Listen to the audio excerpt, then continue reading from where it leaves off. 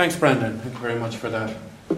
I think our speakers to date have concentrated very much on drawing the broad European picture and then bringing it down to a more regional level when we're looking at what's happening in the North Seas. My job in coming up at the back of the game, let's say, is now to make it even more local. Bring it back down to Ireland, put it in local terms and say what's there for us in terms of challenges, opportunities, and is this somewhere that we should be going, and at what pace should we go this direction? The key thing to remember, and the key policy driver for us in this, is just very quickly to look at the Irish electricity system. In the Republic, there's a peak electricity demand of around 5,200 megawatts. There's a summer night valley that's little more than 1,800 megawatts. And that's very important to remember. We're a small market. Electricity going forward is going to be reasonably small growth predictions over the next decade or so. And that has to be borne in mind when we look and try and shape our energy policy. Currently on our system, we've installed about just over 1,500 megawatts of wind. It's capable of delivering on average around 15% of our annual electricity. EirGrid earlier this week issued a press release showing yet another record wind delivery onto the system, where that delivered 1,300 megawatts of electricity at the same given time, which was, I think, in or around 50% of our electricity demand. And that's very, very high. We're operating an island system here. There's very few people face the challenges and deliver actively on the management that EirGrid have done over recent years in delivering and developing a system that's capable of managing that. In terms of our current status, we have a Moyle interconnector between Northern Ireland and Scotland, which is 500 megawatts capacity. East-west between just north of Dublin and Deeside is due for completion around the end of 2012, and that's also 500 megawatts. So basically we're coming from a situation that we're increasing our interconnection into our immediate neighbours in the relatively short term. People and certainly the representative associations, both in terms of the onshore wind, offshore wind associations, have always said we've got a terrific resource in Ireland. Nobody's doubting that. But we've never really tried to quantify what that means before. We've accepted that our geographic position facing into the Atlantic gives us good wind speeds. It also gives us good wave speeds for the future as well. But what sort of capacities can we look at in respect of that? And in order to try and come close to answering that question and certainly give us an idea of what's possible into the medium and long-term future, the Department commissioned SEAI and the Marine Institute to carry out a strategic environmental assessment of Irish waters for offshore renewable generation. And in it, we asked them to look at the waters all the way around our coast, up to 200 metres in depth, and to look at it with the view to forming an opinion on what's possible in the future on wave, tidal and wind technologies.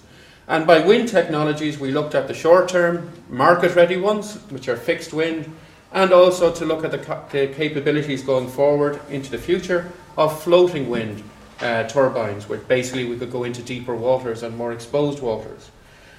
In doing this, the consultants and the report was done on a zonal approach around our coast.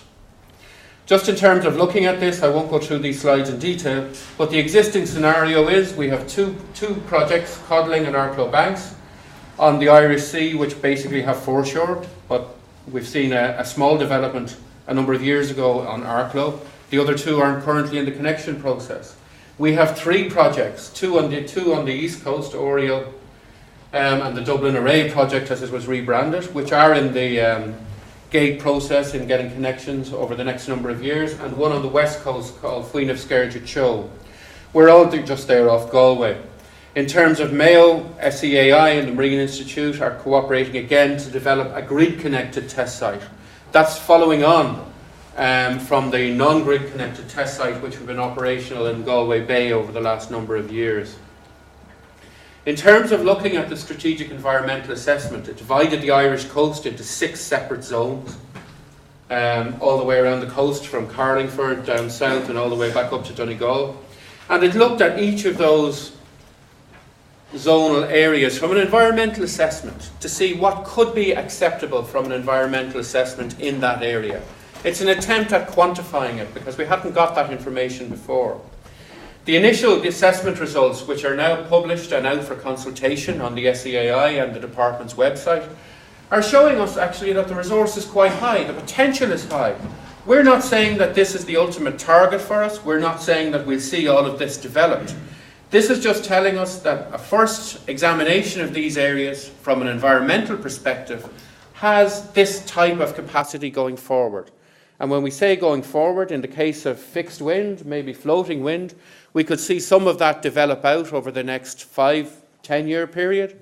In terms of wave and tidal, we certainly could see that develop over a medium to longer term time frame as these technologies develop. But the interesting point in this, and remembering the size of our system at the start, is the type of capacities that are here at the bottom that the environmental assessment is saying is possible. In terms of fixed wind, it's telling us that we could look at figures in or around between 10 and 12 gigawatts. That's for a system that currently has a peak demand of just over 5. In terms of floating wind technologies, which will be the next generation of turbines developed over the next 5 or 10 years, it's talking about figures when we start looking particularly at the west coast of capabilities in and around 25 to 27 gigawatts. If and when wave technology comes through the deployment and gets to commercial deployment stages, it's telling us that our waters are capable, depending on the technology and the depth, of looking between, again, about 10 and 15,000 megawatts per technology. So all in all, a quick environmental examination is telling us that over decades to come, you could see the potential off our coast is around 60 to 70 gigawatt capacity of offshore energy. That's enormous and well beyond the capability of the Irish system ever to require that level of capacity for its own requirements. So the real question mark for us is, at this stage, is there a viable way of developing that opportunity? There are enormous challenges in trying to do so, to get even a fraction of that sort of capacity available and brought to market. So what are we doing to look at that? Because it's clear to us that we will never be in a position to develop that resource for our own economy. We can only do that with a view to looking towards the export potential, and that's given a viable market for that power. And when I say creating a viable market, that means not just being able to export wholesale electricity rates. It means, for example, that where we're looking at capturing the renewable value of that electricity, not just the wholesale price of it, where infrastructure is required to deliver this, the projects will have to generate and be in a position to invest in infrastructure in order to harness and utilise and export this power. And this is a very important part of the work that we're doing, not just at departmental level in things such as the North Seas grid, but that's why EirGrid are very, very involved in this project with us at European level. What basically they didn't outline earlier was that actually they're leading the charge in some of the work on the NSCOGI modelling. In the 10-year modelling, EirGrid are actually one of 4 transmission companies in Europe that are doing all of that modelling for the region as a whole. So we're taking a very active role in this. Equally, SER and its European formations, originally EirGeg, now moving in towards ACER and SEER, they're the representative association of regulators at European level, are taking a very valuable and active role in developing the market codes coming forward out of Europe that will affect dramatically the way our energy markets move over the next 2 to 5 year periods.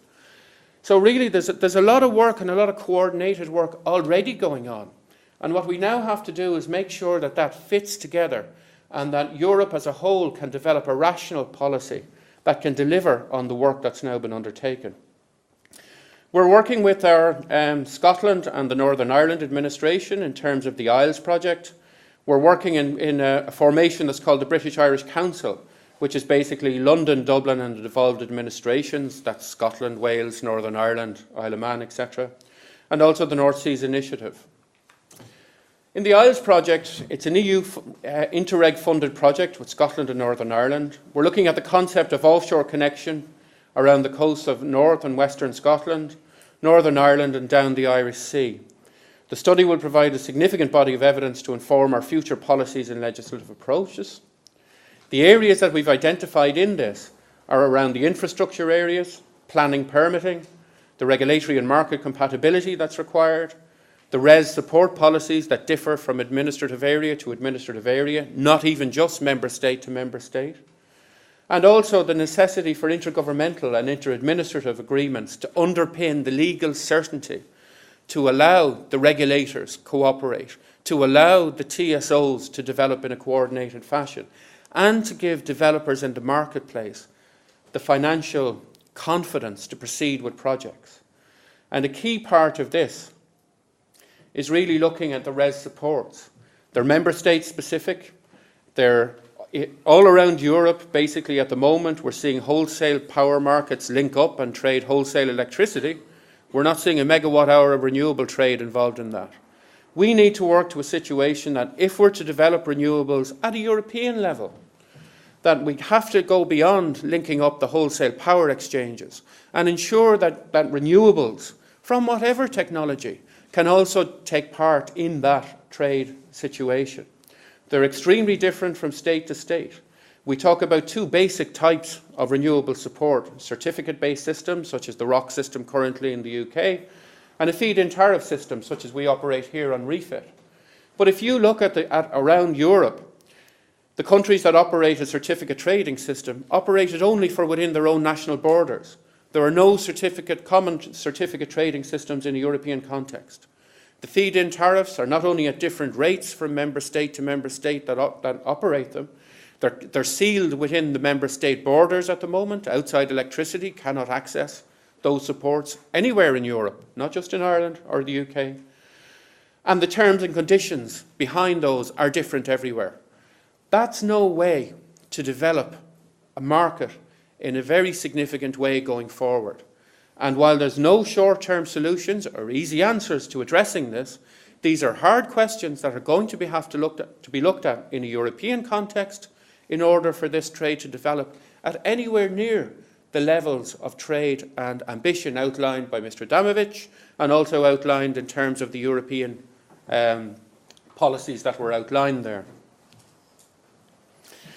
The Renewable Energy Directive is quite facilitative in trying to encourage trade. It allows statistical exchange of renewables, joint projects with member states internal to the Union, joint projects with member states external from the Union, and also it encourages member states to look at the opportunities for joint support schemes. In terms of the British-Irish Council, as I said, it's Dublin, London and the devolved administrations. There's two energy work streams there: grid infrastructure and marine renewables. Basically what we're doing at that level is looking at ministerial agreement to work towards developing a regional approach to energy, very much towards a common approach from our combined region to dealing with EU. We're next door neighbours. We face an awful lot of the same challenges. We face an awful lot of the same issues in developing not just our national resources, but also in developing our energy markets in a rational way going forward. In terms of, again, bringing it down to the local level, if you look at the amount of infrastructure that's likely or possibly going to be built in the Irish Sea scenario over the next 10 or 15 years, it's quite colossal.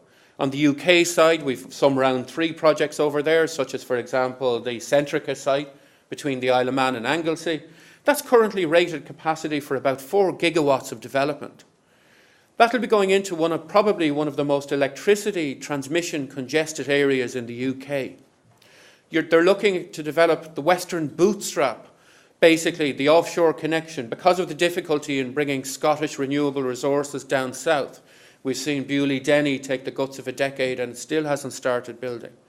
They're now looking to transmit electricity within UK borders by offshore transmission links, one on the east coast and one on the west coast, which again will be coming down the Irish Sea from the Scottish direction down towards that Scottish-UK border and Anglesey area. We're looking to bring east-west across to Deeside and have the permits and are underway to get there by 2012. EirGrid have already carried out studies, extensive studies on looking at further interconnection, not just between Ireland and the UK, but indeed between Ireland and France. and they presented here and in several different fora on that in recent months. So basically, it makes sense, if a lot of infrastructure is going in there, it makes sense to cooperate on how that's going to be designed, how that's going to be operated, how the market structures behind that will enable and facilitate trade. To give a good example, for example, of how the regulatory and market structure is there, we have the perfect example at home. Look at Moyle. Moyle currently sits between SEM and BETA in the UK. It's a 500 megawatt connector. A very significant portion of the time, Moyle does not trade. Why? Because SEM can't talk to BETA, or vice versa. They're two very different market designs. It's impossible to take short-term arbitrage trading positions on them. It's a risky business if traders try and do that. And basically, we can't afford to build and operate further infrastructure beyond that if the markets can't cooperate with each other. So it's in all of our interest to see that the infrastructure we do build gets used in a more rational fashion, and that we try and minimise the infrastructure and make more effective use of the infrastructure that we are developing. Because one of the things that's there is that we're going to have to look at this isn't just a renewables issue. You're looking at market electricity movements from a north-south direction in the UK, from Northern Ireland and the west of Ireland down towards southeast, basically to where the electricity demand is. And it makes sense to cooperate on developing that infrastructure. We see how difficult it is to get planning permission, to come through not just local acceptance issues, as Mr. Adamowitsch spoke in detail about earlier, but also in terms of your permitting. It's getting more and more difficult. The more infrastructure we put in, the more difficult it gets, because the cumulative effects of infrastructure starts coming into play as well. So it makes sense from an environmental perspective to try and limit the amount of infrastructure we're putting in. So it's not just economic, it's not just market, it's also environmental. In doing that, as I said, we're coming towards a common ministerial agreement to work towards a regional approach and towards a common approach towards dealing with the EU. The process also involves regulators and transmission system operators. We're working to ensure long-term coordination and cooperation on transmission development, common issues, basic power flows, north-west to meet south-east, and ultimately to mainland Europe. I spoke already, and Airgrid have presented here several times about the interconnection studies. We're looking at going to the UK, we're looking at going to France. We're not the only people considering this. Just to look, for example, at what our next-door neighbours in the UK are looking at. They already have interconnection to France. Britain, Netherlands is basically up and running, I think just within the last matter of weeks has gone operational. They currently have Moyle across to Scotland. The green line is east-west, which will be finished by 2012. But if you look at the yellow lines there that are showing going across to Ireland, going down south to Spain, going across to France, Belgium, Netherlands, across to Norway, there's even a line and an interconnection feasibility been done between the UK and Iceland. We're not the only people looking at linking up our markets. We're not the only people that's looking at developing interconnection. And that's why you could take the same from any member state in the North Sea regions. For example, if you talk to our German, Dutch colleagues, they'll talk about the amount of cable and infrastructure build that's going to be in the German Bight, that's going to be out in the Baltic Sea, that's going to be in the North Sea at different depths. And the challenge, not just of building the project and getting a straight radial connection into shore, but managing that intermittent power onshore and moving that power to the locations where the energy demand is, should not be underestimated. And that's basically why the member states have to come together to deliver this. Because even the bigger member states on their own can't deliver this. It can only be done by adopting a common approach towards it. We've gone through the North Seas Initiative in some detail already. I suppose the one thing I would say is that it's not duplicating work that's already been done. As I mentioned a while ago, our regulators already work very closely together, previously in the ERGEG formation, now in ACER at European level. Our TSO operates very well within the NSCOGI system and takes a lead role in a lot of the modelling there.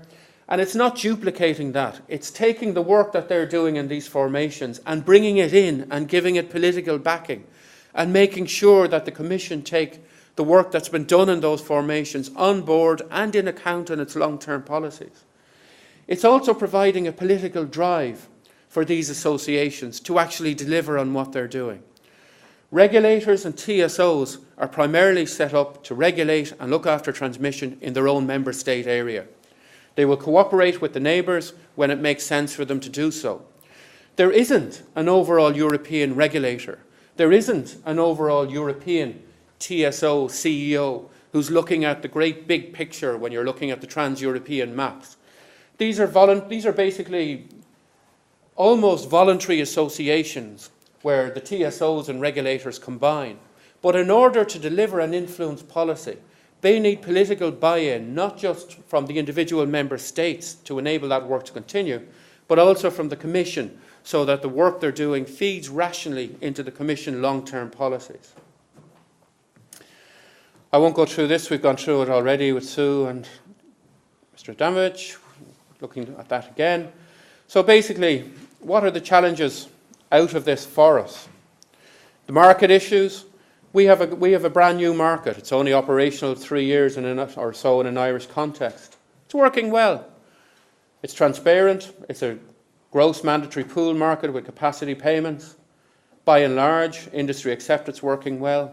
So, left to our own devices, why would we change it at this point in time? We probably wouldn't. You're always tweaking a market, but not look towards rational or towards wholesale change. We're looking at compatibility issues with the UK market. Not just now, but also going forward. We're not the only market that's looking at changes over time. There's major structural reform ongoing currently in the UK market from BETA, not just as they look towards the operation of their immediate market, but how they manage their market going forward and how that links up, not just with us, but also to continental Europe, because there's a preferred single model market coming out of the European perspective. And we have to ensure that over time our market can move towards that. But timescale here is very important. We see this as something that will come out over a number of times rather than an overnight change towards it. We understand that these developments have a very long lead-in time, not just for projects, not just for market development, but indeed for infrastructure development. Projects can't develop without the infrastructure being in place. The infrastructure won't go in place until the market arrangements facilitate that. The reality is all of these have to arrive before they can build. There's no good in looking at developing infrastructure in 2018 to try and deliver a 2020 target. It takes somewhere between 7 and 10 years to deliver a major transmission line on average at this point in time. So if we're going to deliver wholesale projects to deliver European 2020 targets, we would want to be moving very well, not just on the market arrangements, but on the infrastructure delivery to enable that at this point in time, because we're already almost halfway through 2011.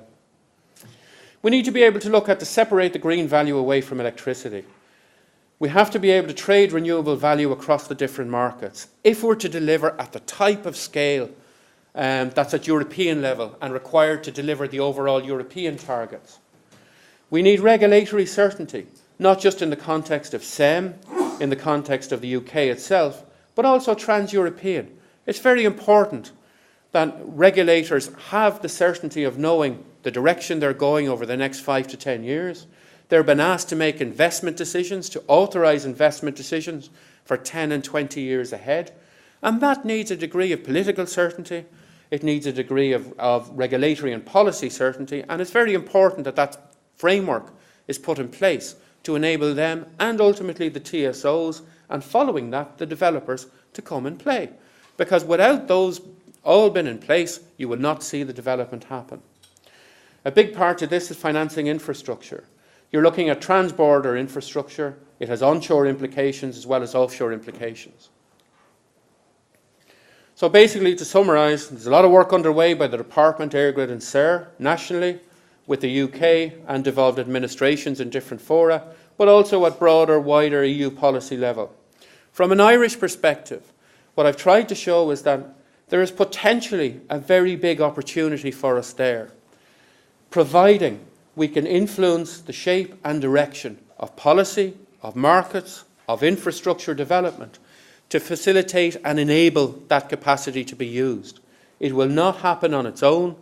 It will not happen if it's going to be just developed with the view to feeding into the Irish electricity system, because we don't have a big enough system to accommodate anywhere near the resource potential that's there. The basic point I'm making is that this work is medium to long-term work. You will see little bits of this start to come to fruition over a 2-year, 5-year period. Really in this you're looking at the medium term by 10 to 15 years, and the wholesale terms where you're looking to 2030 and beyond. So this is a long-term game, but if we don't start the steps at this point in time to join up our thinking with our neighbours and partners, it's not going to be feasible. And it's particularly worthwhile for us to do it. We're in a very different place to anyone else. Other countries are developing tens of gigawatts of offshore power.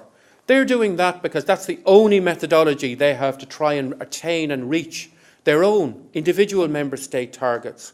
We're one of the few countries, in fact the only country certainly around the North Seas table, that's looking at this with a view to developing projects and capacity going forward, and to look to sell that and trade that abroad. This is a real opportunity for us going forward, providing we can land the market and providing we can land the regulatory and policy back up on it.